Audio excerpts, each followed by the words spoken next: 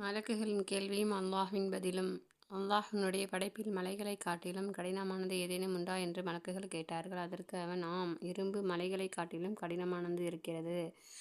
எப்படி என்றால், இரும்பு மலையை தகர்க்கின்றன. மீண்டும் அம்மலக்குகள், நாயனே, உன்னுடைய படைப்பில் இரும்பைக் காட்டிலும் வேறேதேனும் உண்டா என்று கேட்டார்கள்.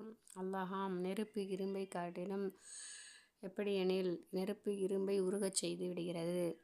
பாதுகாவலனே, நெருப்பைக் காட்டிலும் கடினமானது வேறு ஏதேனும் உண்டா என்று கேட்டார்கள். தண்ணீர் நெருப்பின் மீது வெற்றி பெறுகிறது. அது அதனை அணைத்து குளிரச் செய்கிறது. நாயனே, உன் படைப்பில் நீரைக் காட்டிலும் கடினமானது உண்டா என்று கேட்டார்கள். அதற்கு அல்லாஹ், காற்று நீரின் மீது வெற்றி பெறுகின்றது. அது நீரை அசையச் செய்து இயக்கத்தில் வைக்கின்றது என்றான்.